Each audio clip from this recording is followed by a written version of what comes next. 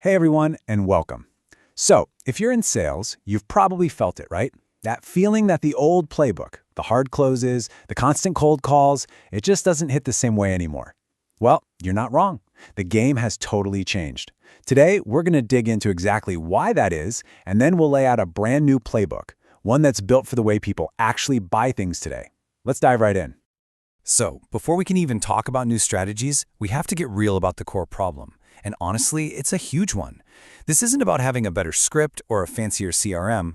It's about a fundamental, industry-wide breakdown of trust. And this slide, wow, this really says it all. Just take a look. When people were asked to rank professions by trust, where do you think salespeople landed? All the way at the bottom. I mean, we're down there with politicians and lobbyists. Ouch. That is a massive wall to climb before you've even had a chance to say hello. Which, of course, brings us to the million-dollar question. Why? Why is the trust just gone? It's not like salespeople just woke up one day and decided to be less honest. The truth is, the world changed around them, and the profession, for the most part, just hasn't caught up. The real reason for this trust issue, the thing that changed everything, comes down to one single massive force: the internet. It completely flipped the script on the age-old relationship between buyer and seller. Think about it. Before the internet, the salesperson was the gatekeeper. They held all the information. If you wanted to know the price, check out the competition, or see who else was using the product, you had to talk to them. They held all the cards. But now, all of that information, every last bit of it, is just one click away. Buyers can do almost all of their research on their own time from their own couch.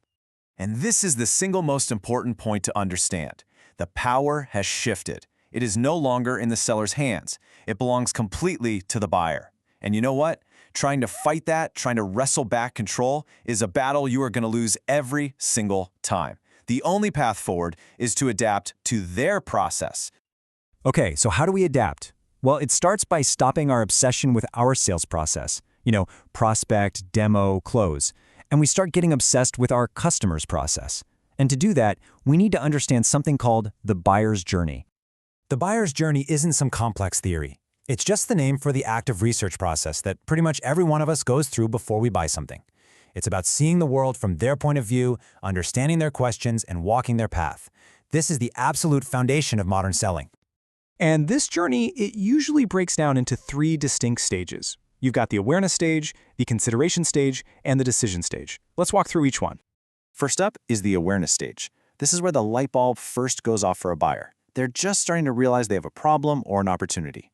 They're thinking things like, my team's productivity feels like it's tanking, or there has to be a better way to manage all this data. Now, the key here is they are completely focused on their problem, not your solution. To be honest, they probably don't even know you exist yet, and that's okay. So as a modern salesperson, your job is to become an expert on this stage for your customers. You need to know, how do they actually talk about their problems? What blogs are they reading? What podcasts are they listening to? And what's the real pain if they just do nothing? Knowing this stuff lets you meet them exactly where they are. All right, next up, the consideration stage. So at this point, the buyer has put a name to their problem, and they've decided, okay, I need to do something about this. Now they start researching the different types of solutions out there. Notice I said types, not companies. They're comparing broad categories, asking questions like, should we use a simple spreadsheet, try to build our own tool, or buy some software? And here's the thing, your role is still to be a guide. You need to know what categories they're looking at and how they're weighing the pros and cons of each one. Your job is to help them navigate these options and figure out which approach is the best fit, long before you start pitching your specific product. And that brings us to the final stage, decision. The buyer has picked their path. They've said, yep, off-the-shelf software is the way to go. Now, and only now, are they finally putting together that short list of specific companies and products to compare. This is the part that we traditionally think of as selling. So in this last phase, you have got to understand their criteria. What's most important to them? Price? Features? Support? What are their biggest fears about choosing your product specifically? And crucially, who else has to give the thumbs up? Knowing this lets you be a true advisor as they make that final call, not just another pushy salesperson. Okay, so that's the buyer's journey. We get it, but now what? How do we actually build a sales process that lines up with this? Well, that's where the inbound sales strategy comes into play. This is a simple 4-part playbook that works for pretty much any business, and it's designed to mirror the buyer's journey perfectly.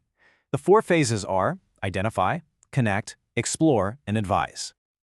Let's make this really practical. First, you identify who's actively in their buyer's journey. A person who downloaded your ultimate guide to X is a much better fit than someone who just subscribed to a newsletter. Then you connect. And you don't lead with a sales pitch, you lead with help and context. Then you explore. You act like a doctor, asking smart, structured questions to really diagnose their problem and help them see the full scope of their challenges. And finally, you advise. You don't just give a generic demo, you present a tailored plan that shows exactly how your solution solves the specific problems you uncovered together. And that right there, that's the whole philosophy in a nutshell. It's about personalizing the entire sales experience to the buyer's unique context. It's no longer about forcing them through your process. It's about joining them on their journey. So when you really boil it all down, this whole inbound thing, it's not just a new set of tactics or a new bag of tricks. It's a fundamental shift in your entire mindset. It's a shift away from closing and a shift toward helping. I absolutely love this quote because it perfectly captures what a modern salesperson really does. Your buyers don't need more information. Trust me, they are drowning in it. What they need is a translator. They need someone who can take your company's big, broad solution and connect it directly to their very specific, unique problem. That's where you create incredible value. And that really brings us to the ultimate mantra for every single person in sales today. Stop focusing on the close. Start genuinely focusing on helping your buyers solve their problem. Because if you do that, the close will take care of itself. So I'll leave you with this question. Are you going to keep fighting for control with a playbook that's completely out of date? Or are you ready to become a guide? Are you ready to adapt to their journey and truly help your buyers win? Because the power is already in their hands. Your success simply depends on how you choose to respond.